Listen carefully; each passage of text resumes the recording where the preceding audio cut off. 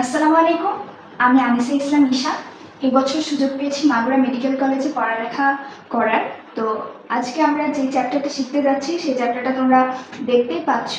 তো আমরা যেভাবে পড়বো সেটা মূলত মেডিকেল অ্যাডমিশন স্ট্যান্ডার্ডে মূল বই যেভাবে পড়ে সেভাবে পড়বো, এবং এটা এইচএসসির এমসিকিউতেও ভীষণভাবে হেল্প করবে। এবং এই ক্লাসটি বাংলা ভার্সন এবং ইংলিশ ভার্সন দুই পক্ষের স্টুডেন্টের জন্যই খুবই উপকারী হবে। তো এই চ্যাপ্টারটা ইতিমধ্যে অনেকে পড়িয়েছে, অনলাইনে অনেক ভিডিও আছে। তবুও এই চ্যাপ্টারটার ভিডিও বানানোর উদ্দেশ্য হচ্ছে অ্যাজ এ স্টুডেন্ট আমি বায়োলজিটা কীভাবে মনে রাখতাম, বা এই চ্যাপ্টারটা আমি কীভাবে মনে রাখতাম, যেহেতু বায়োলজিতে অনেক মুখস্থ করতে হয়, সব কিছু সহজে কীভাবে মনে রাখতাম এবং কোনটুকু পড়তে হয় সেটা দেখানোর জন্যই মূলত আজকের এই ভিডিও বানানো। তো চলো শুরু করা যায়। তো আমরা যে চ্যাপ্টারটা পড়ছি, যে মানব শারীরতত্ত্ব, চলন ও অঙ্গচালনা, এখানে প্রথম লাইনটা যদি খেয়াল করো, যে চলন ও অঙ্গচালনা এই কাজটা সম্পাদনে প্রধানত তিনটি অঙ্গতন্ত্র সক্রিয় থাকে। তিনটা অর্গান সিস্টেম এখানে কাজ করে। কি কি? কঙ্কালতন্ত্র, পেশিতন্ত্র এবং স্নায়ুতন্ত্র। তোমাকে এই লাইনটা জানা থাকা লাগবে, এখান থেকে প্রশ্ন আসতে পারে। এই যে আমরা হাঁটাচলা করি, অর্থাৎ আমাদের চলন ও অঙ্গচালনা, এই কাজটা করার জন্য কয়টা অঙ্গতন্ত্র সক্রিয় থাকে, বা এভাবে আসতে পারে যে নিচের কোনটি চলন ও অঙ্গচালনার সম্পাদনের সময় সক্রিয় থাকে না। তখন তোমাকে এই তিনটা তন্ত্রের কথা কিন্তু মাথায় রাখতে হবে: কঙ্কালতন্ত্র, পেশিতন্ত্র, স্নায়ুতন্ত্র, অর্থাৎ skeletal system, muscular system, nervous system. এখন এটা কিন্তু মুখস্থ করার কিছু নাই, এটা কত সোজা একটা জিনিস, তাই না? আমরা যে হাঁটাচলা করি, আমাদের যে হাড্ডি, আমাদের হাড় যে আমাদেরকে হাঁটাচলা করতে সাহায্য করে, এটা তো আমরা সবাই জানি। এবং আমাদের হাড়ের উপরে কি থাকে? হাড়ের উপরে দেখো তো আমরা মাংসের মতো দেখতে পাই না, বা পেশি দেখতে না পেলেও বাইরে থেকে যদি আমরা ত্বক দেখতে পাই, বা ত্বকের নিচে অনেক পেশির খণ্ড আছে হাড়ের উপর দিয়ে, তাহলে আমাদের হাড় কাজ করছে, হাড়ের উপরে মাংসের মতো যে পেশি আছে সেই পেশি কাজ করছে।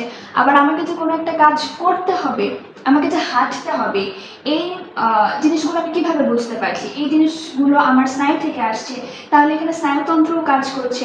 তাহলে স্কেলেটাল সিস্টেম, মাস্কুলার সিস্টেম এবং নার্ভাস সিস্টেম, অর্থাৎ কঙ্কালতন্ত্র, পেশিতন্ত্র এবং স্নায়ুতন্ত্র, এই তিনটা অঙ্গতন্ত্র সক্রিয় থাকে চলন ও অঙ্গচালনার সময়। এবং আমরা জানি যে মানবদেহের ভারবহনকারী শক্ত কাঠামোটি হচ্ছে কঙ্কালতন্ত্র, এবং এই কঙ্কালতন্ত্রের উপর আচ্ছাদন থাকে পেশিতন্ত্রের। তো এখন আমরা যে টপিকটা করব, যে মানব কঙ্কালতন্ত্র, প্রথমে যে লাইনটি আছে যে ভ্রূণীয় মেসোডার্ম থেকে উদ্ভূত। এখন আমরা তো জানি যে তিনটা লেয়ার থাকে মানব দেহের: এক্টোডার্ম, এন্ডোডার্ম এবং মেসোডার্ম। তো যেটা হচ্ছে এক্টোডার্ম, সেটা কি সবার বাইরের লেয়ার। সবার বাইরের লেয়ার কি? এক্টোডার্ম। এবং আমাদের দেহের তুমি বাইরে থেকে যা যা দেখতে পাবা সেই সব কিছুই কিন্তু এক্টোডার্ম থেকে আসছে, বাইরে দিয়ে যা যা দেখতে পাবো। আর বাকি থাকে মেসোডার্ম এবং এন্ডোডার্ম। তো আমাদের যে কঙ্কালতন্ত্র সেটা আসছে ভ্রূণীয় মেসোডার্ম থেকে। এখান থেকে খুব এমসিকিউ আসে যে কোন লেয়ার থেকে আমাদের কঙ্কালতন্ত্রটা আসছে। তো আমি যেভাবে মনে রাখতাম, যেহেতু কঙ্কালতন্ত্র, এটা কিসের কঙ্কালতন্ত্র করতেছি? মানব কঙ্কালতন্ত্র। এখানে ম আছে, মেসোডার্মেও ম আছে, তার মানে ভ্রূণীয় মেসোডার্ম থেকে আমাদের মানব কঙ্কালতন্ত্র উদ্ভূত। আচ্ছা, এরকম যে ট্রিক্সগুলো বলবো, এগুলো কিন্তু আসলে সিরিয়াস কোনো কিছু না, এটা তোমরা নিজেরাও বুঝতে পারবা। স্রেফ মনে রাখার স্বার্থে আমি কিন্তু এভাবে অনেক কিছু মিল রেখে রেখে পড়তাম। তো যদি প্রশ্ন হয় যে কঙ্কালতন্ত্র কোন লেয়ারটা থেকে আসছে, সেটা আসছে ভ্রূণীয় মেসোডার্ম থেকে। এবং এখানে যোজক টিস্যু অথবা কানেকটিভ টিস্যু থাকে, দেহের কাঠামো সৃষ্টি, নির্দিষ্ট আকৃতি, ভার বহন, পেশি সংযোগের স্থান প্রদান, ক্ষতিগ্রস্ত থেকে অংশসমূহ রক্ষা। এটা তো তুমি নিজেকে দিয়ে বুঝতে পারবে, সেটুকু মুখস্থ করার তেমন কিছুই নেই। এখান থেকে যে মনে রাখতে পারো যে মানব কঙ্কালতন্ত্রটা আসছে ভ্রূণীয় মেসোডার্ম থেকে। তারপর আসো যে এই কঙ্কালতন্ত্রের শ্রেণীবিন্যাস করা হয়েছে, এটাকে কিছু ভাগে ভাগ করা হয়েছে। তো কয় ভাগে ভাগ করা হয়েছে? 3 ভাগে। একটা ভাগ হচ্ছে বাহির দিয়ে দেখা যায়, আরেকটা দেখা যায় না, এবং আরেকটা নতুন ধরনের তন্ত্র আছে কঙ্কালতন্ত্র, যেটা মনে করো যে সফট টিস্যু থাকে যেগুলো, সেগুলো হচ্ছে স্প্লাঙ্কনিক কঙ্কালতন্ত্র বলা হচ্ছে। তো এখানে যেটা বাইরে থেকে দেখা যায় সেটা হচ্ছে বহিঃকঙ্কালতন্ত্র। যেহেতু বাইরে থেকে দেখা যায়, তাহলে এরা কোথায় থেকে উদ্ভূত? এরা এপিডার্মিস থেকে উদ্ভূত। এদেরকে কি বলা হচ্ছে? ত্বকোদ্ভূত অঙ্গাদি। ত্বক কি আমাদের বাইরে থেকে দেখা যায় না, তাহলে ডার্মিস বললে কি? ডার্মিস হচ্ছে আমাদের ত্বক বোঝায়। আর সেই ত্বকের সবার বাইরের লেয়ারটাকে বলা হয় এপিডার্মিস। যেহেতু এটা এপিডার্মিস থেকে উদ্ভূত, তাই এটাকে কি বলা হচ্ছে, ত্বকোদ্ভূত অঙ্গাদি, বা ইংলিশে এটাকে বলা হয় এপিডার্মিস ডেরাইভড অর্গান। এটার এক্সাম্পল দেখো, মনে রাখা সব থেকে সহজ, খালি নিজের দিকে খেয়াল করবা। তোমার নখ তুমি বাইরে থেকে দেখতে পারো, তোমার দাঁতও তুমি বাইরে থেকে দেখতে পারো, তোমার লোমও তুমি বাইরে থেকে দেখতে পারো। অর্থাৎ তুমি বাইরে থেকে তোমার শরীরে যে যে অংশটাই দেখতে পাও সেটাই কিন্তু তোমার এই বহিঃকঙ্কালতন্ত্রের উদাহরণ হয়ে যাবে। আর একইভাবে যেটা দেখা যায় না সেটা অন্তঃকঙ্কালতন্ত্রের মধ্যে পড়বে। কঙ্কাল বললে আমাদের সামনে কোন ছবিটা ভেসে ওঠে? কঙ্কাল বললে কিন্তু আমাদের সামনে এরকম একটা ফিগার ভেসে ওঠে। তো কঙ্কাল বলতে মূলত আমরা এই অন্তঃকঙ্কালতন্ত্রটাকে বুঝি, যেখানে অস্থি, তরুণাস্থি এবং লিগামেন্ট থাকে, যেটা আমরা বাহির থেকে দেখতে পাই না। এবং এই অন্তঃকঙ্কালও দুই ভাগে বিভক্ত, অক্ষীয় উপাঙ্গীয় অর্থাৎ এক্সিয়াল এবং অ্যাপেন্ডিকুলার। তো আরেকটা যেটা স্প্লাঙ্কনিক, এটা দেখবা যে সফট টিস্যুর মতন যে কঙ্কালতন্ত্রটা, বিভিন্ন যেরকম ল্যারিংস, ট্রাকিয়া, ব্রনকাই, এগুলো কিন্তু দেখো কঙ্কালতন্ত্র আমাদের দেহের ভার গঠন করতেছে, দেহের কাঠামো নির্ণয় করতেছে। সো ওটা কিন্তু একটা মানে শক্ত স্ট্রাকচারের মতন, তাই না?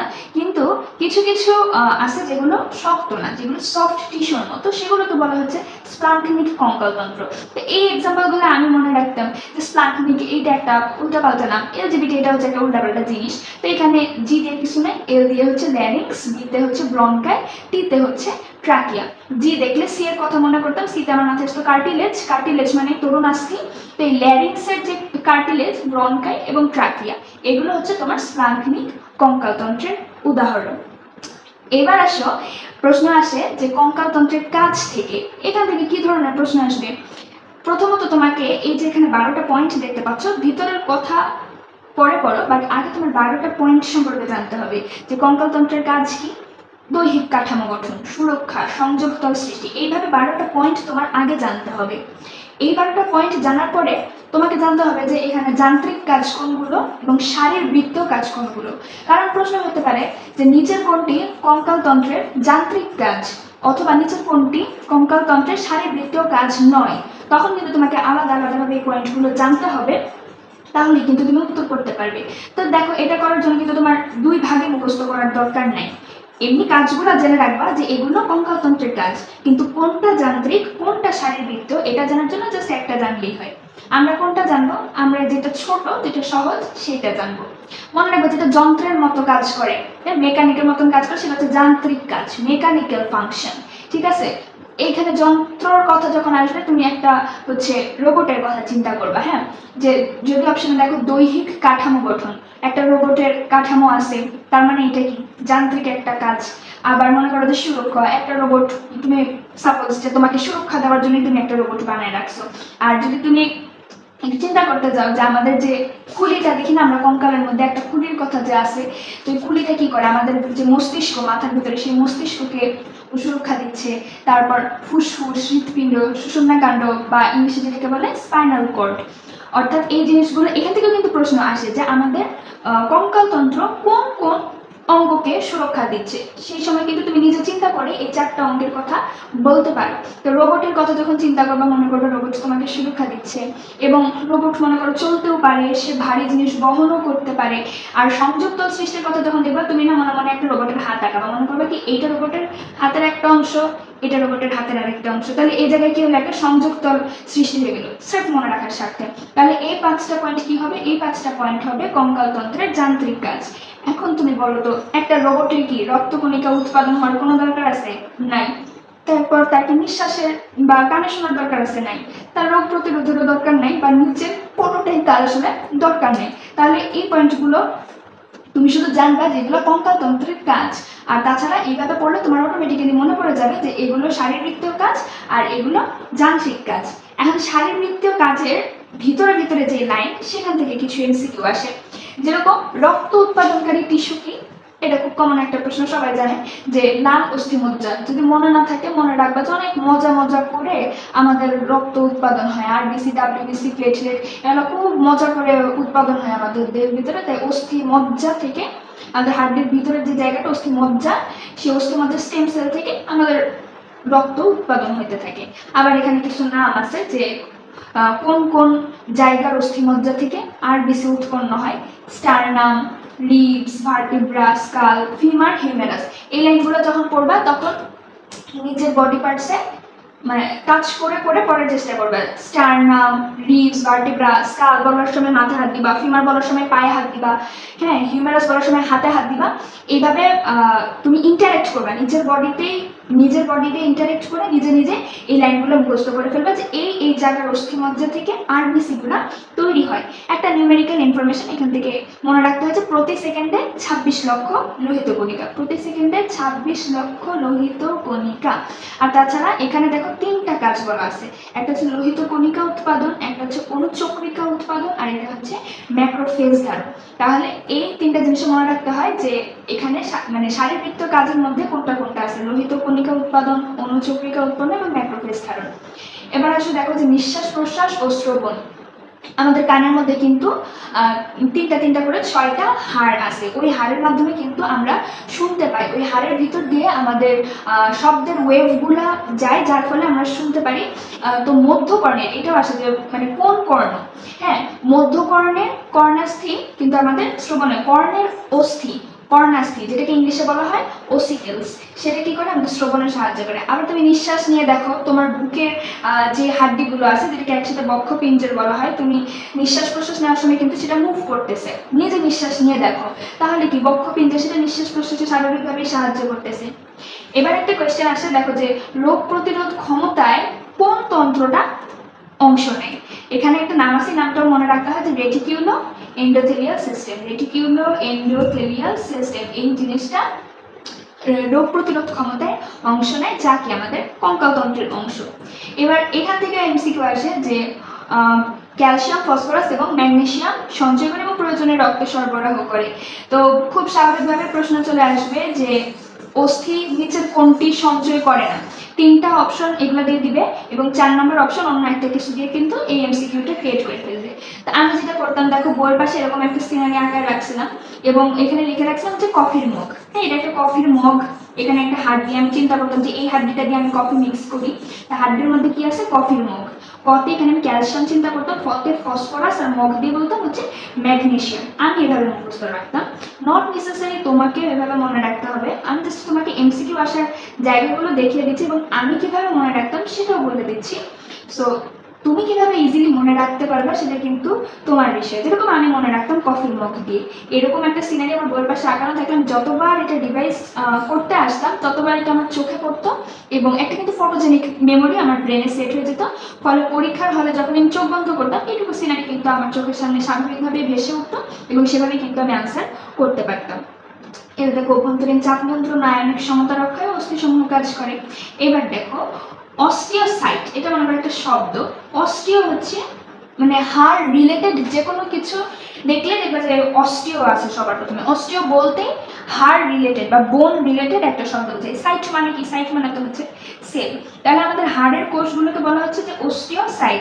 এইখান থেকে যে একটা হরমোন গঠিত হবে, সে হরমোনের নাম হচ্ছে অস্টিওক্যালসিন। যেহেতু হাড় থেকে আমার একটা হরমোন আসবে, তার নাম কি অস্টিওক্যালসিন। কিন্তু নামের শেষে ক্যালসিয়াম থাকা মানে এটা ক্যালসিয়াম নিয়ন্ত্রণ করবে না, এটা নিয়ন্ত্রণ করবে চিনি আর চর্বির পরিমাণ। দুইভাবে মনে রাখতে পারো, সেটা হচ্ছে অস্টিওক্যালসিন লেখার সময় দেখবে যে 2টা সি আছে, বইয়ে 2টা সি এভাবে বোল্ড করে রাখবা, একটা সিতে চিনি একটা সিতে চর্বি। তাহলে অস্টিওক্যালসিন তুমি পরীক্ষার হলে দেখার সাথে সাথে তোমার মনে পড়বে যে আর এখানে তো 2টা সি আছে, একটা চিনি আর একটা তো চর্বি, তার মানে অস্টিওক্যালসিন চিনি ও চর্বির পরিমাণ নিয়ন্ত্রণ করে। অথবা আমি যেহেতু ইংলিশ ভার্সনে পড়ছি আমি পড়তাম এটা হচ্ছে জিএফ কে নিয়ন্ত্রণ করে, জিতে হচ্ছে গ্লুকোজ আর এফতে হচ্ছে ফ্যাট। তাহলে অস্টিওক্যালসিন কি করে, গ্লুকোজ আর ফ্যাট হচ্ছে নিয়ন্ত্রণ করে। গেল।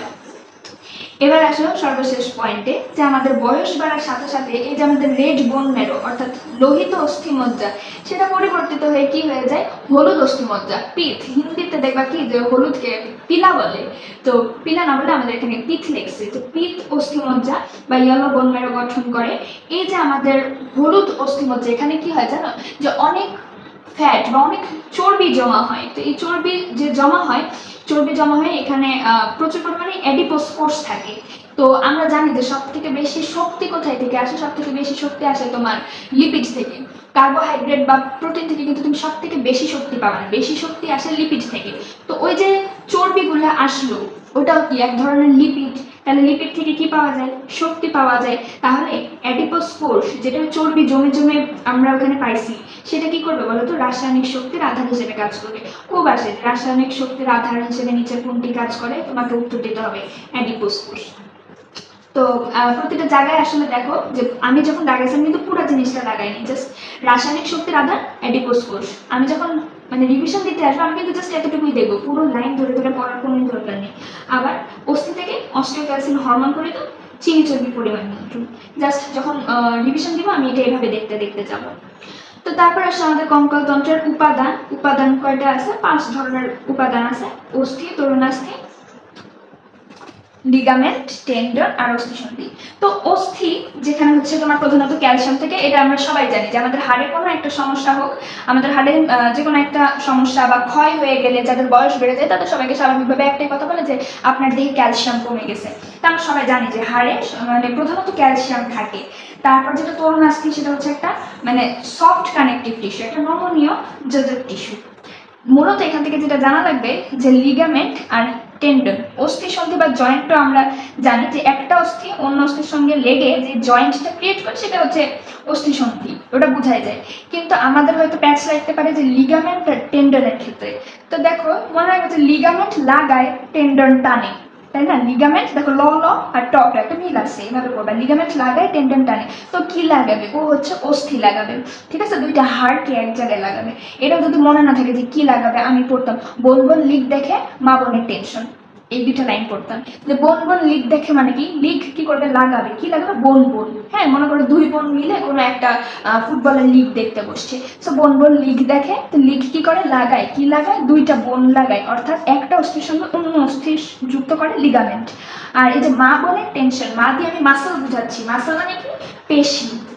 তাহলে টেন্ডন কি করে? এই পেশিকে টানবে, টেনে কার সাথে লাগাই দিবে? বোনের সাথে, অর্থাৎ হাড্ডির সাথে লাগাই নেবে। তাহলে বোন বোন লিক দেখে মা বোনের টেনশন। মনে করো তুমি বাসায় না ফিরলে তোমার মা বোন সবাই মিলে টেনশন করা শুরু করে দিবে। তাহলে মাতে মাসল আর বোন মানে তো হাড্ডি বোঝাচ্ছি। তাহলে হাড় আর পেশি যুক্ত করবে টেন্ডন, আর একটা অস্থির সাথে আরেকটা অস্থি যুক্ত করবে লিগামেন্ট। আজকের ক্লাস এই পর্যন্ত। পরবর্তী ক্লাসে আবার দেখা হবে সবার সাথে। সেই পর্যন্ত সবাই ভালো থাকো। আল্লাহ হাফেজ।